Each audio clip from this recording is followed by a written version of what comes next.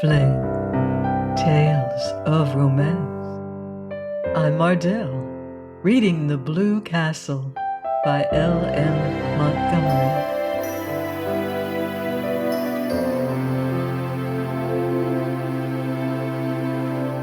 Chapter 21. We'll just sit here, said Barney, and if we think of anything worthwhile saying, we'll say it.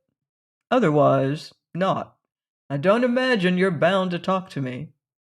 John Foster says, quoted Valancy, if you can sit in silence with a person for half an hour and yet be entirely comfortable, you and that person can be friends. If you cannot, friends you'll never be, and you need not waste time in trying. Evidently, John Foster says a sensible thing once in a while, conceded Barney. They sat in silence for a long while. Little rabbits hopped across the road. Once or twice an owl laughed out delightfully. The road behind them was fringed with a woven shadow lace of trees. Away off to the southwest, the sky was full of silvery little cirrus clouds, above the spot where Barney's Island must be. Valancy was perfectly happy. Some things dawn on you slowly. Some things come by lightning flashes. Valancy had had a lightning flash. She knew quite well now that she loved Barney. Yesterday she had been all her own. Now she was this man's, yet he had done nothing, said nothing. He had not even looked at her as a woman. But that didn't matter. Nor did it matter what he was or what he had done. She loved him without any reservations. Everything in her went out wholly to him. She had no wish to stifle or disown her love. She seemed to be his so absolutely that thought apart from him, thought in which he did not predominate, was an impossibility. She had realized, quite simply and fully, that she loved him. In the moment when he was leaning on the car door explaining that Lady Jane had no gas, she had looked deep into his eyes in the moonlight and had known. In just that infinitesimal space of time, everything was changed. Old things passed away, and all things became new. She was no longer unimportant little old maid Valancy Sterling. She was a woman full of love, and therefore rich and significant, justified to herself. Life was no longer empty and futile, and death could cheat her of nothing. Love had cast out her last fear. Love, what a searing, torturing, intolerably sweet thing it was, this possession of body, soul, and mind, with something at its core as fine and remote and purely spiritual as the tiny blue spark in the heart of the unbreakable diamond. No dream had ever been like this. She was no longer solitary. She was one of a vast sisterhood, all the women who had ever loved in the world. Barney need never know it, though she would not in the least have minded his knowing, but she knew it, and it made a tremendous difference to her. Just to love. She did not ask to be loved. It was rapture enough to sit there beside him in silence, alone in the summer night, and the white splendor of moonshine, with the wind blowing down on them out of the pine woods. She had always envied the wind, so free, blowing where it listed. Through the hills, over the lakes. What a tang, what a zip it had, what a magic of adventure. Valancy felt as if she had exchanged her shop-worn soul for a fresh one, fire new from the workshop of the gods. As far back as she could look, life had been dull, colorless, savorless. Now she had come to a little patch of violets, purple and fragrant, hers for the plucking. No matter who or what had been in Barney's past, no matter who or what might be in his future. No one else could ever have this perfect hour. She surrendered herself utterly to the charm of the moment. "Ever dream of ballooning?" said Barney suddenly. "No," said Valancy. "I do often. I dream of sailing through the clouds, seeing the glories of sunset, spending hours in the midst of a terrific storm with lightning playing above and below you, skimming above a silver cloud floor under a full moon. Wonderful." "It does sound so," said Valancy. "I've stayed on Earth in my dreams." She told him about her blue castle. It was so easy to tell Barney things. One felt he understood everything, even the things you didn't tell him.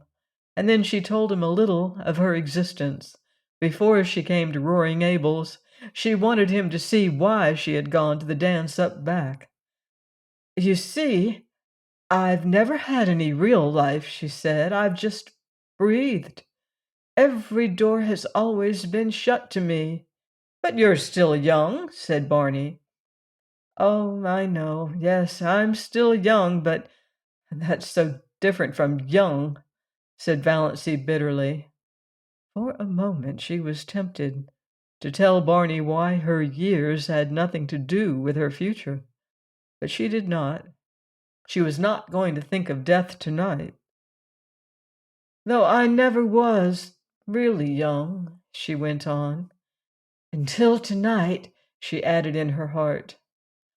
"I never had a life like other girls. You couldn't understand why—" She had a desperate desire that Barney should know the worst about her. "I didn't even love my mother. Now, isn't it awful that I don't love my mother?" "Rather awful for her," said Barney dryly. "Oh, she didn't know it. She took my love for granted, and I wasn't any use or comfort to her or anybody. I was just a vegetable, and I got tired of it. That's why I came to keep house for Mr. Gay and look after Sissy." "And I suppose your people thought you'd gone mad." "They did, and do, literally," said Valancy. "But it's a comfort to them. They'd rather believe me mad than bad. There's no other alternative. But I've been living since I came to Mr. Gay's. It's been a delightful experience. I suppose I'll pay for it when I have to go back, but I'll have had it." "That's true," said Barney. "If you buy your experience, it's your own. So it's no matter how much you pay for it. Somebody else's experience can never be yours. Well, it's a funny old world." "Do you really think it is old?" asked Valancy dreamily. "I never believed that in June. It seems so young tonight, somehow. In that quivering moonlight, like a young white girl, waiting." "Moonlight here on the verge of Up Back is different from moonlight anywhere else," agreed Barney. "It always makes me feel so clean somehow, body and soul. And, of course, the age of gold always comes back in the spring." It was 10 o'clock now. A dragon of black cloud ate up the moon. The spring air grew chill.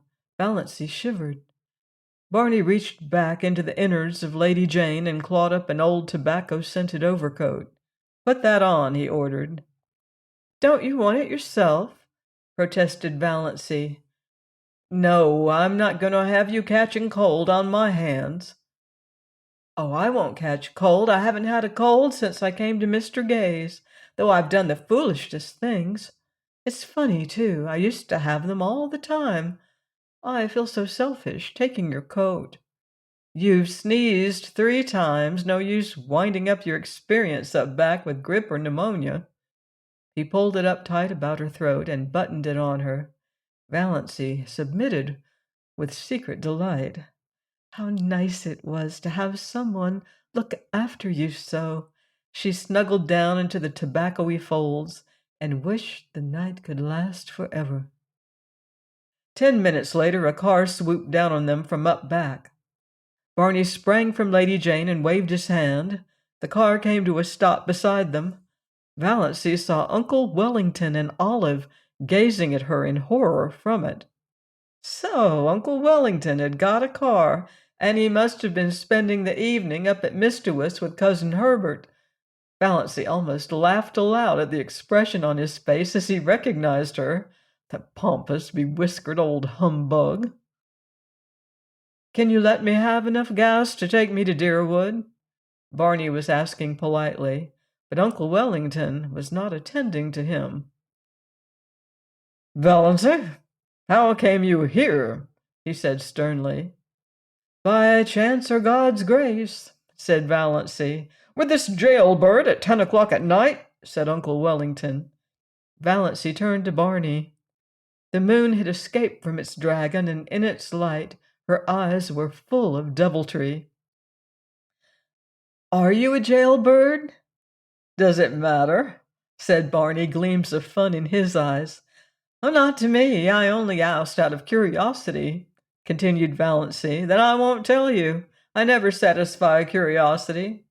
He turned to Uncle Wellington, and his voice changed subtly. "Mr. Sterling, I asked you if you could let me have some gas. If you can, well and good. If not, we are only delaying you unnecessarily." Uncle Wellington was in a horrible dilemma. To give gas to this shameless pair, but not to give it to them. To go away and leave them here in the Mistowis woods until daylight, likely. It was better to give it to them and let them get out of sight before anyone else saw them. "Got anything to get gas in?" he grunted surlily. Barney produced a 2-gallon measure from Lady Jane. The two men went to the rear of the Sterling car and began manipulating the tap. Valancy stole sly glances at Olive over the collar of Barney's coat. Olive was sitting, grimly staring straight ahead with an outraged expression. She did not mean to take any notice of Valancy. Olive had her own secret reasons for feeling outraged. Cecil had been in Deerwood lately, and of course had heard all about Valancy. He agreed that her mind was changed, and he was exceedingly anxious to find out whence the derangement had been inherited. It was a serious thing to have in the family, a very serious thing. One had to think of one's descendants. "She got it from the Wansbearers," said Olive positively. "There's nothing like that in the Sterlings, nothing." I hope not. I certainly hope not," Cecil had responded dubiously. "But then, to go out as a servant, for that is what it practically amounts to. Your cousin?" Poor Olive felt the implication. The Port Lawrence Prices were not accustomed to ally themselves with families whose members worked out. Valancy could not resist the temptation. She leaned forward. "Olive, does it hurt?" Olive bit, stiffly. "Does what hurt?" "Looking like that." For a moment Olive resolved she would take no further notice of Valancy. Then duty came uppermost. She must not miss the opportunity. "Doss," she implored, leaning forward also, "won't you come home? Come home tonight?" Valancy yawned. "You sound like a revival meeting," she said. "You really do." "If you come back, all will be forgiven." "Yes," said Olive eagerly. Oh, wouldn't it be splendid if she could induce the prodigal daughter to return? "We'll never cast it up to you, Doss. There are nights when I cannot sleep for thinking of you." "And me having the time of my life," said Valancy, laughing.